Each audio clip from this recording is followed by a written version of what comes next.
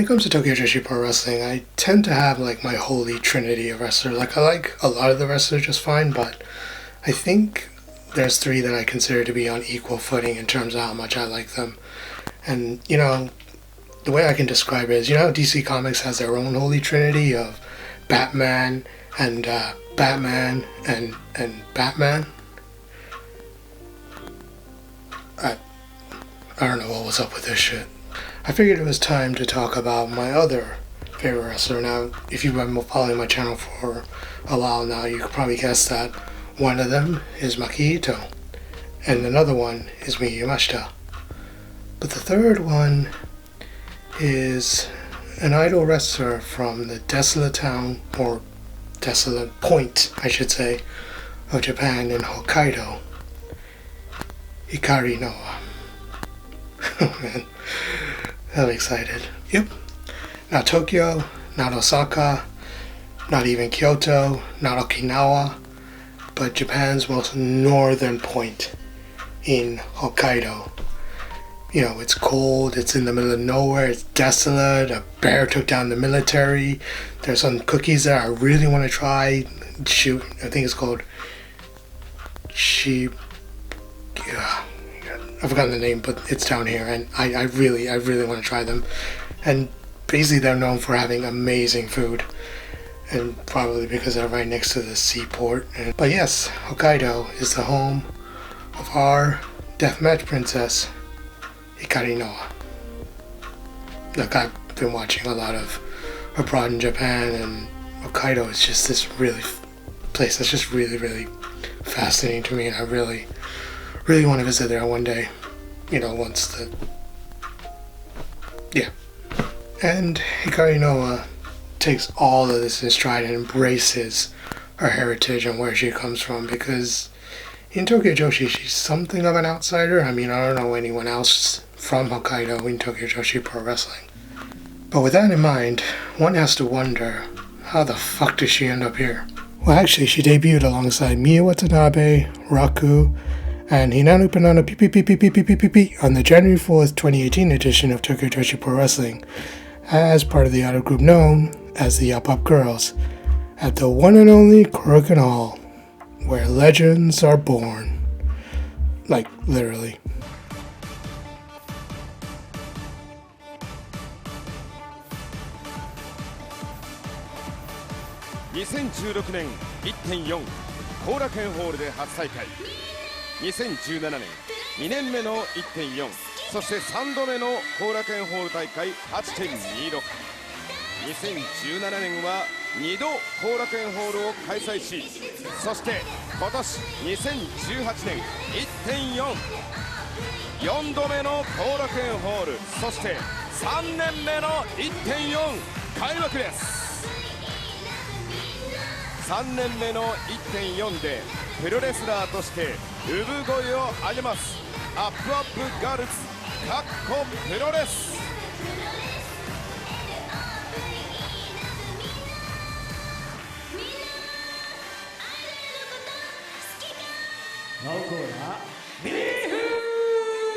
まず1人目の入場者、ミユ。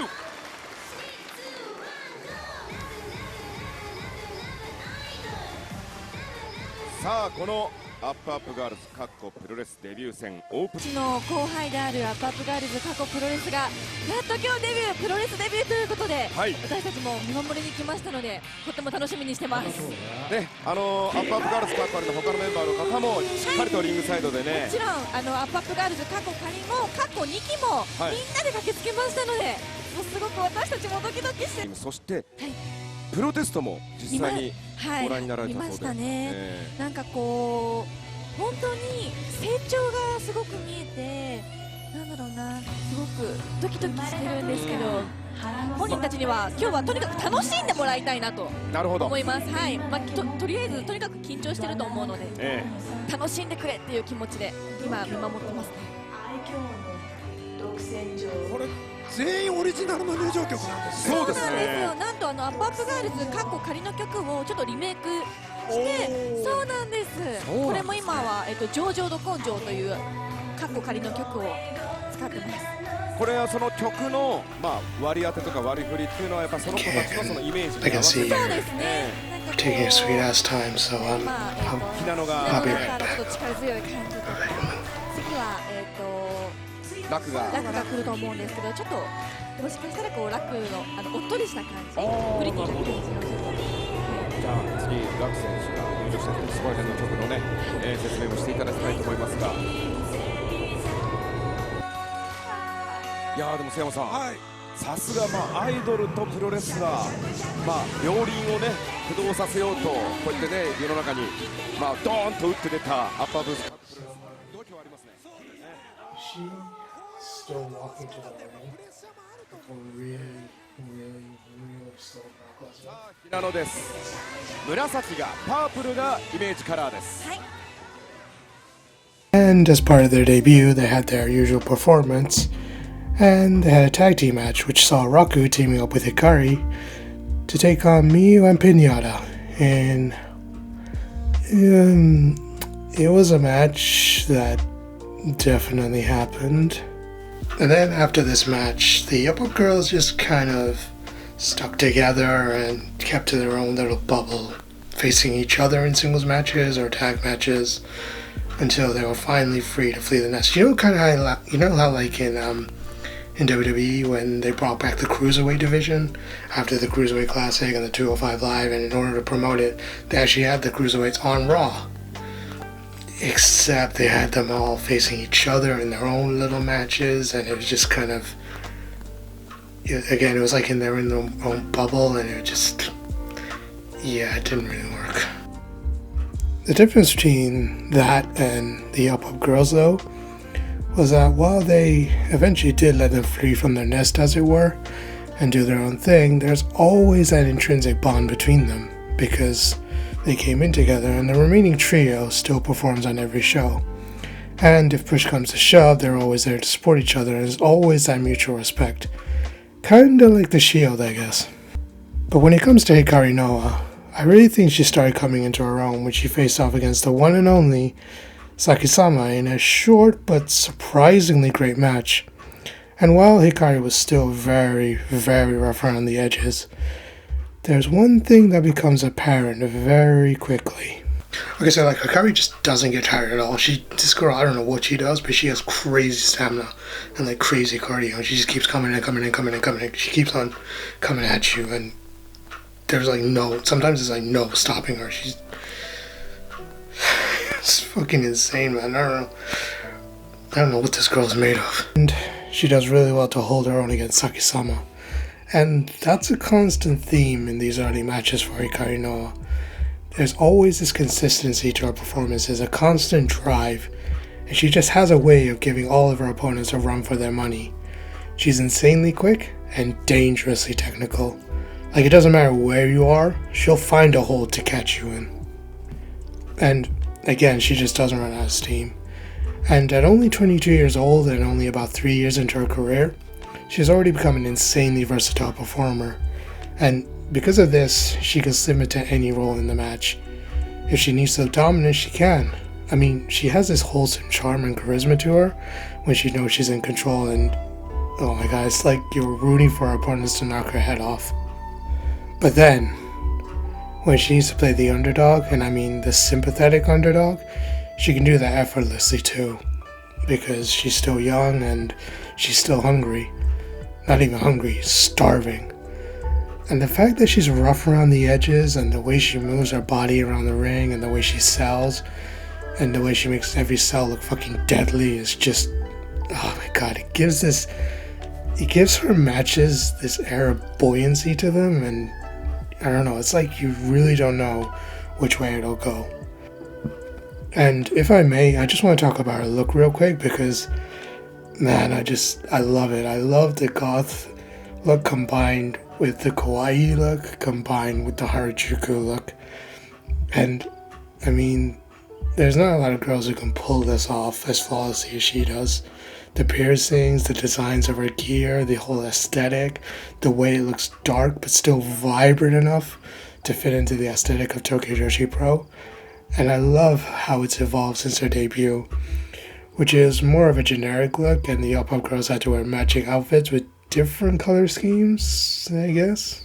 And then there's her 2019 encounter with another one of my favorite wrestlers and honorary member of the Up-Up girls, I guess, Miyu Yamashita, who's like always at the top of her game, especially at this point as the Princess champion in her second reign.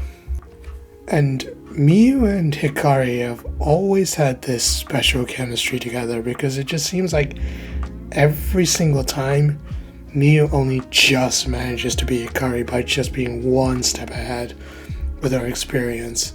Because even this match isn't a walk in the park for Miyu, because Hikari at this point is insanely resilient and just has a 1-2 punch for everything Miyu throws at her. And look, don't get me wrong, Hikari was never going to win this, but she still looks incredibly strong throughout and just shows how much potential she has. And it's just cool to watch two of my favorite wrestlers with insanely contrasting styles trying to outwit each other. Miyu coming in with the brute force, the strong kicks, the hard-hitting style, strong style, if you will. And while Hikari has to remain strategic to outsmart the beast. And this energy would carry over into their future encounters. But if there's a match that I really feel like she started coming into her own, or really solidified herself as a major player going forward and started turning the heads of everyone in the company from top to bottom, I'd probably say it was the match between her and Maki Ito on the January 4, 2020 show, of course, at Korakuen Hall.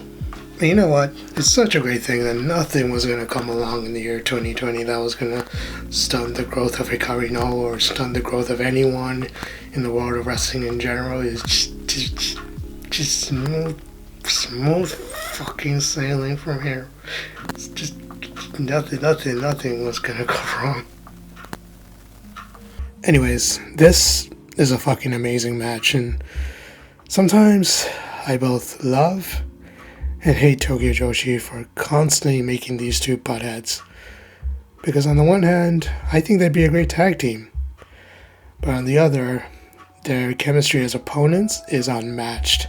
And it just creates this fascinating narrative in this match. You have two wrestlers who kind of came from similar backgrounds but ended up taking different routes to end up here. And, like I said before, Maki gets by on her overwhelming charisma, but Hikari Noa absolutely refuses to get eaten up by her charisma, and wants to make a name for herself as well.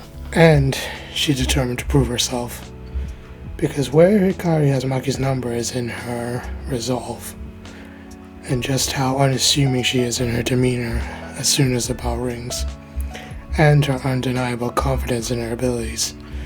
Because much like Miyu, there are several times throughout this match where Hikari has Maki on the back foot. But something I haven't talked about before is how technical Maki is herself.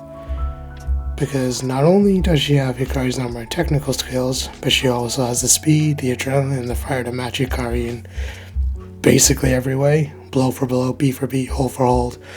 But also an experience too. And it just creates such a fun match that is constantly going back and forth. And this energy, which, again, would just carry on throughout their future encounters too. And, God, Hikari has just this insane chemistry with both Miyu and Maki. And in the same way Miyu and Maki have chemistry with each other, it just produces some wonderful matches. I just think it'd be cool if Hikari Noa got a win over Maki just once. And then from there, Hikari would go on to have a pretty solid year going forward. As much as that thing would allow anyway. And had some great matches, and a really great showing at Wrestle Princess that year against Mirai Mayumi in the International Princess Tournament, before being ultimately defeated by Kamiyu in the final. Hikari would then be hit with some unfortunate news, as would Tokyo Joshi as a whole, as her partner and best friend, Sena Shiori, would abruptly end up leaving Tokyo Joshi Pro due to health reasons. And after that, another friend of hers, Natsumi Maki, would also end up leaving to wrestle at Stardom full-time earlier that year, and man, it just wasn't a great time for her. I don't necessarily want to speak for her, but yeah, the news hit her pretty hard, and I think it's fair to say that at the time she was thinking of leaving wrestling altogether after Senna left. Senna apparently is doing okay, and, God bless, and Natsupoi is killing in stardom right now, and, and in the end, Hikari persevered, and she's still wrestling today, and I am so grateful for that. And, like I said, both of them seem to be doing okay, and Natsupoi is actually killing in stardom right now. Speaking of killing it, let's talk about Hikari's real passion, death matches. If you've been a wrestling fan long enough and you've broadened your horizons and looked outside the main promotions, there's a good chance you've seen some deathmatch content out of the corner of your eye, probably on Twitter. I mean, Atsushi Onita follows me on Twitter for some reason. I mean, hey, while we're here, you might as well follow me on Twitter too, If Anita can, you can too. Now let me just preface this by saying that I'm not an expert in death matches or their history or anything like that in any way, shape, or form. But from what I can tell, especially in the West, women putting themselves through death matches is a fairly new thing. As far as I can tell, it's only been popularized in the past 10 years or so. But over in Japan, and I mean as far back as the early 90s, women were putting themselves through death matches all over Japan.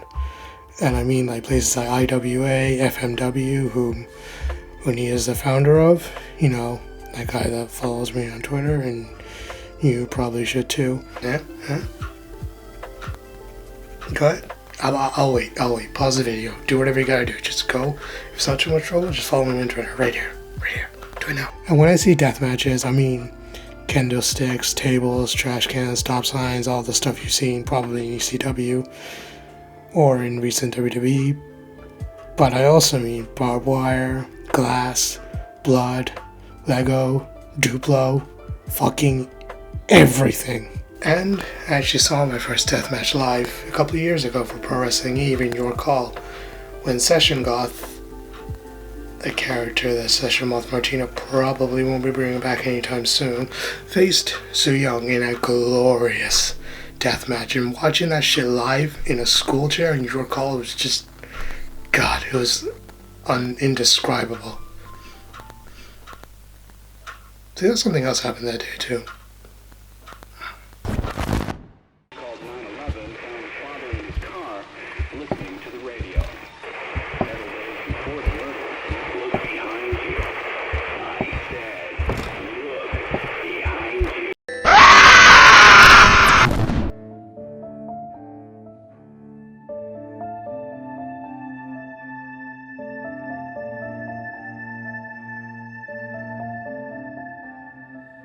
Hikari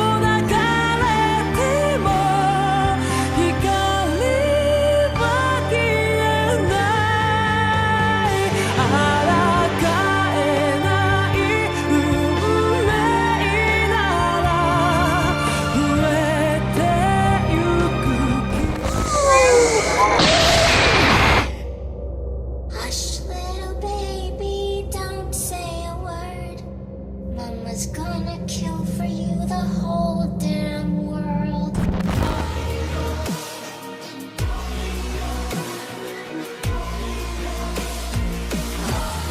Ronnie!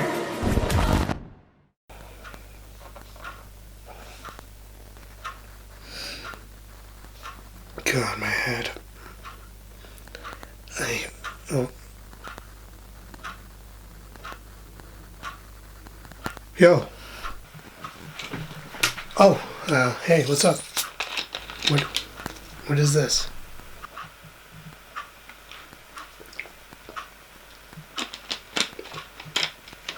Oh, it's the thing YouTubers do, you know, when they leave a bit in that you're not supposed to see and they put a black and white filter over it. It's kind of like getting a peek into the real life of the YouTuber, like, oh, we're seeing someone we're not supposed to see here, he's going a little bit off script, this isn't a part of the script, you know, it's kind of cool, you know? Yeah, but if they weren't supposed to see it, I mean, you would cut it out, right? Well, yeah, but, you know, it just makes it so much more interesting, you know, like I said, giving that viewer a peek behind the curtain, an insight into the real you, you know? For the love of God, don't do this again. But deathmatches just have a certain art to them. I mean, you're not going to be able to put yourself through this shit unless you 100% love it and have that passion for it. And I don't want to talk about which style of wrestling is better because both have their own merits. And I mean, both incorporate comedy wrestling, and both incorporate violence, both incorporate intensity. But sometimes death matches are just a bunch of people fighting over a fucking button. 電流バックアバットを食らわせようというのか。スイッチは入っている。よしこが走り込んでスイッチを切った。こいつ邪魔だよな。しかしポリスがまたスイッチを入れ直します。松本危ない。よしこは切る。よしポリス行け。ポリスがまた入れ直す。アジアがここで上がってきた。なかなかフラストレーションがたまる状況が続いてますね。今度はがスイッチオン。おっとこれはスイッチが入っている。危ない。Actually, whenever people bring this up, I always think of that time in ECW when Rob Van Dam was forced to relinquish the television title and end his historic title reign because of an ankle injury. Yes. ECW. Extreme Championship Wrestling. You know, the home of the most fucked up shit you've ever seen in wrestling. And just this intense and amazing atmosphere. The violence, the guts, the gore, maybe the showcase for Japanese and Mexican wrestlers and cruiserweights and all the other shit that the other promotions decide to steal from ECW because they didn't think of it themselves, and they'll go to the grave with that shit. But regardless, ECW. So, I know what you're asking. What horrific, what diabolical, what horrible, homicidal, genocidal injury forced Rob Van Dam, one of their biggest stars, if not their biggest star, to relinquish the television title after a historic title reign. What happened? What was it? Did he get put through a table? You know, did he get whacked over the head? What injury was it? I know you're dying to know. It was a baseball slide.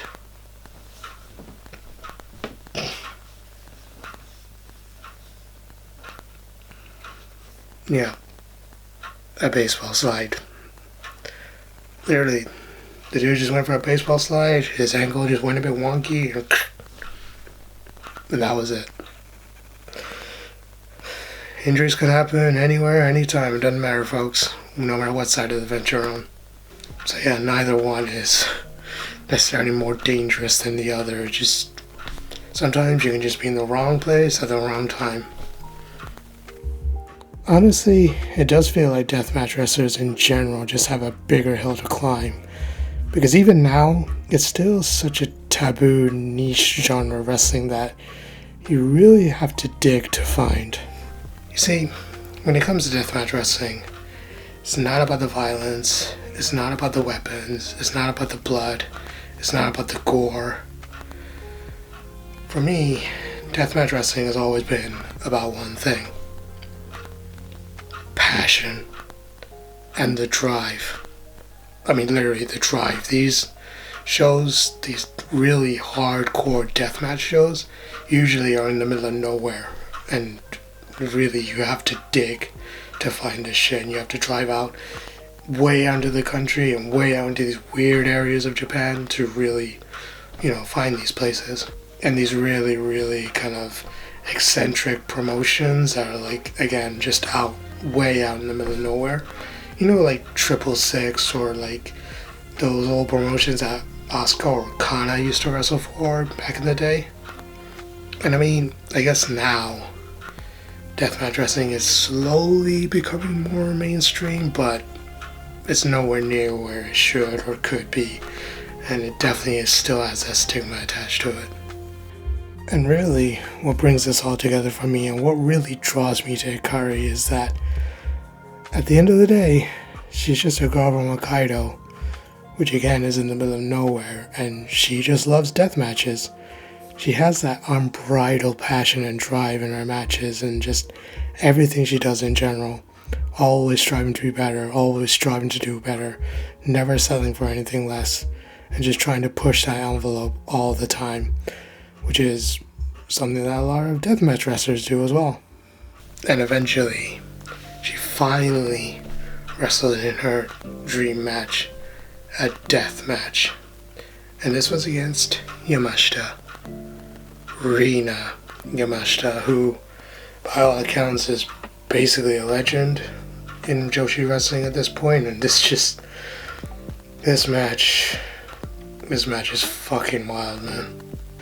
But the thing I love about this is how comfortable Hikari is in there.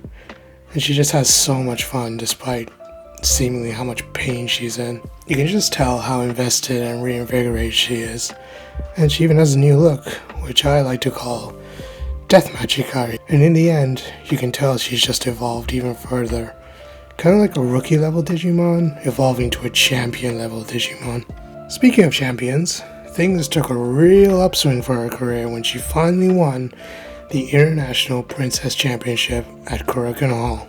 An empty Korakuen Hall because Japan had just entered its 17th lockdown at this point. Yay. But the important thing is that she finally won the belt and she's still going strong as champion to this day. And it only continues to get better and better. Okay, well, that's about it. I'll catch you guys soon. Thank you for watching, and I'll see you later. Take care.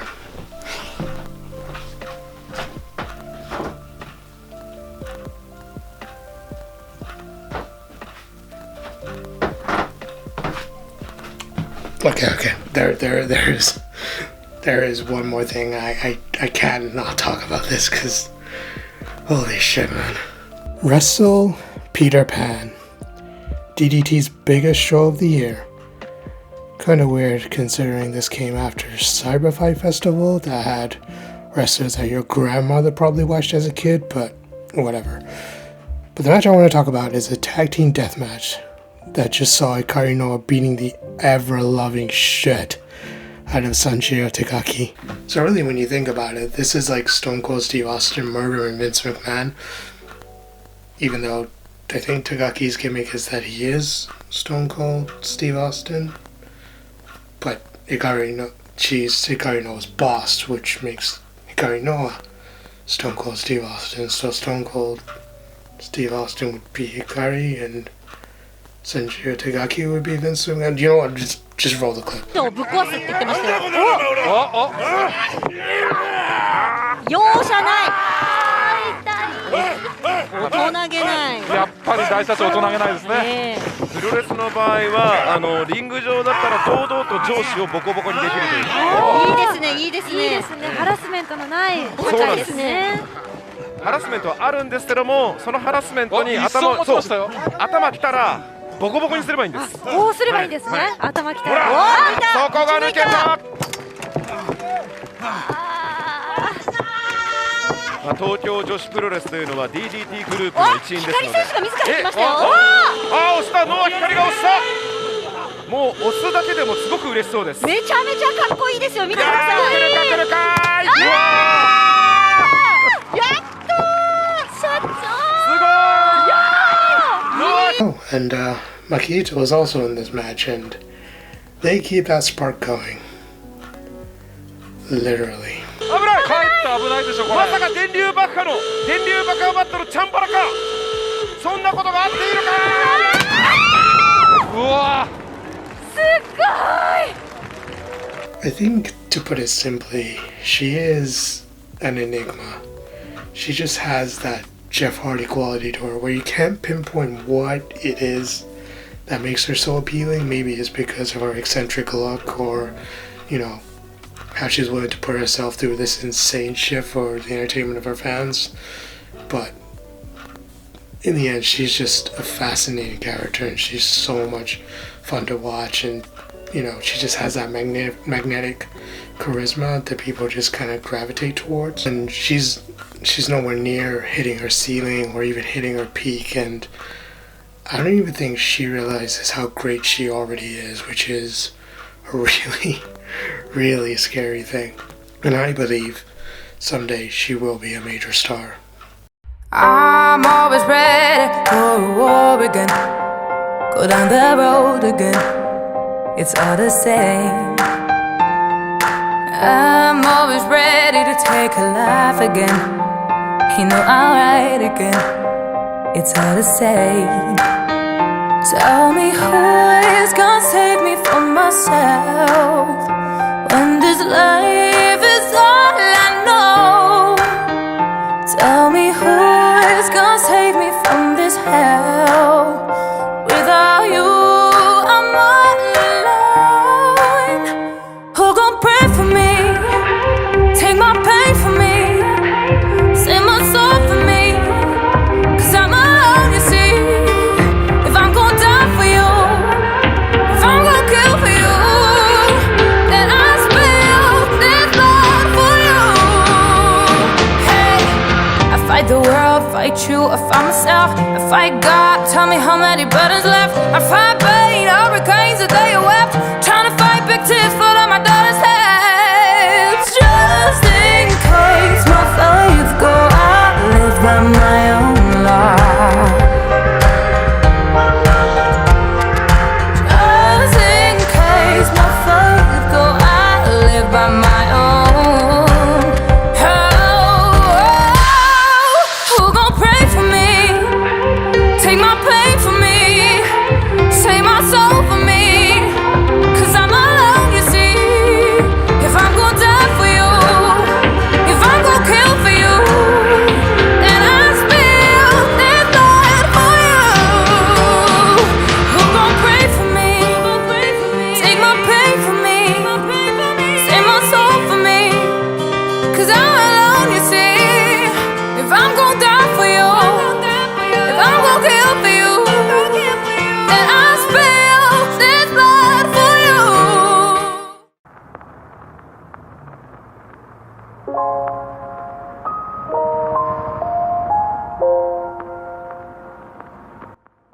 Hello, Rahi! Yay! Thank you for your offer. I'm very, very happy. Thank you. Come to know me and like me among many wrestlers. Okay. I hope I can be your best forever and make you excited. Please do not get your eyes off me. I promise to visit your country someday with the belt as a champion. I'm so happy to me and will keep you in my mind every day. Thank you so much. See you in the future. Thank you. ありがとう。